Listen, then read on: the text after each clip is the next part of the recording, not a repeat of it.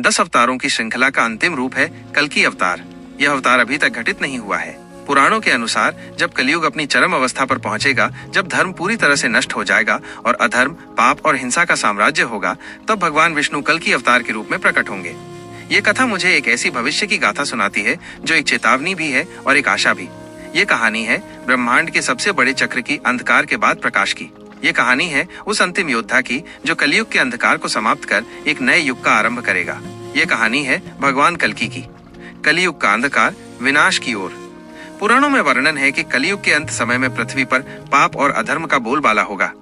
मनुष्य अपने स्वार्थ में इतना अंधा हो जाएगा कि वो नैतिक मूल्यों, करुणा और प्रेम को पूरी तरह भूल जाएगा। परिवार टूट जाएंगे और लोग केवल धन, सत्ता और भौतिक सुख के पीछे भागेंगे। राजा और शासक अत्याचारी हो जाएंगे। वे अपनी प्रजा को लूटेंगे और उन पर अन्याय करेंगे। प्रकृति का संतुलन बिगड़ जाएगा, नदियां सूख जाएंगी, पहाड़ अपने अस्तित्व को खो देंगे और धरती अपनी उपजाऊ शक्ति खो देगी।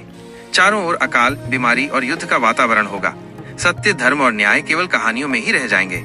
उस समय पृथ्वी का भार इतना बढ़ जाएगा कि वो अपने अस्तित्व के लिए पुकारने लगेगी। जब अधर्म अपनी चरम सीमा पर पहुंच जाएगा और मानवता विनाश की ओर बढ़ेगी, तब भगवान विष्णु अपनी अंतिम लीला के लिए तैयार होंगे। शंभल में कल्कि का अवतरण। उसी अंधकारमय समय में एक पवित्र और शांत गांव में, जिसका नाम शंभल होगा, एक ब्राह्मण परिवार में भगवान विष्णु का जन्म होगा।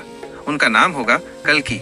उनके जन्म के साथ ही एक अद्भुत घटना होगी। उनका घोड़ा, जिसका नाम देवदत्त होगा, आकाश से उतरेगा। ये एक सफेद दिव्य घोड़ा होगा जिसकी गति वायु से भी तेज होगी। कल्कि जब युवा होंगे तो वे अपनी असाधारण शक्तियों को पहचानेंगे। उनके हाथों में एक ज्वलंत तलवार होगी जो ज्ञान और न्याय की प्रतीक होगी। यह तलवार अधर्म के अंधकार को काट देगी। उनके शरीर से एक दिव्य प्रकाश निकलेगा जो उनकी पहचान होगी। वे अकेले ही नहीं होंगे, उन्हें कई महान संतों, योगियों और योद्धाओं का साथ मिलेगा जो कलयुग के अंत की प्रतीक्षा कर रहे होंगे। अधर्म का महाविनाश, अंतिम युद्ध। कल्कि अवतार का उद्देश्य किसी एक राक्षस का वध करना नहीं होगा, बल्कि संपूर्ण अधर्म का विनाश करना होगा। वे अपने घोड़े देवदत्त पर सवार होकर अपनी ज्वलंत तलवार से पृथ्वी के हर कोने में फैले अधर्म को समाप्त करेंगे। वे उन सभी दुष्ट शासकों, पापियों और अत्याचारियों का संहार करेंगे जिन्होंने मानवता को पीड़ा दी है। यह युद्ध एक सामान्य युद्ध नहीं होगा। यह एक ऐसी प्रक्रिया होगी जो बुराई की जड़ों को पूरी तरह से उखाड़ देगी। कल्कि की तलवार केवल शारीरिक रूप से नहीं, बल्कि मानसिक और आध्यात्मिक रूप से भी अधर्म का अंत करेगी।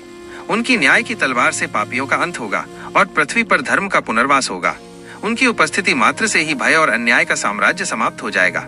यह वो समय होगा जब प्रकृति अपने आप को शुद्ध करेगी। नदियां फिर से बहेंगी, जंगल हरे भरे हो जाएंगे और धरती फिर से समृद्ध होगी। सत्य युग का पुनरारंभ। जब कल्कि अपना कार्य पूरा कर लेंगे तो वे पृथ्वी को पापियों से मुक्त करके एक नया युग शुरू करेंगे, सत्ययुग। ये वही समय होगा जब सत्य, धर्म, करुणा और प्रेम का शासन फिर से स्थापित होगा।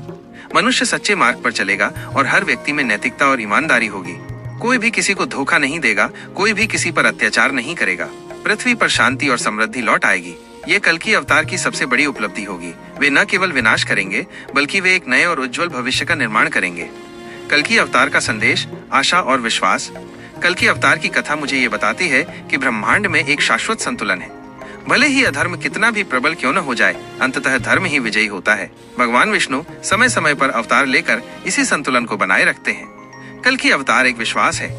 ये मुझे सिखाता है कि भले ही हमारे चारों ओर कितना भी अंधकार क्यों न हो, हमें कभी भी सत्य और धर्म का मार्ग नहीं छोड़ना चाहिए। ये इस बात का प्रतीक है कि हर संकट का अंत होता है और हर अंधकार के बाद एक नया सुनहरा सवेरा आता है। अंतिम संदेश। कल्कि अवतार एक विश्वास है कि हर अंधकार के बाद प्रकाश आता है, हर अधर्म का अंत होता है और धर्म की विजय सुनिश्चित है।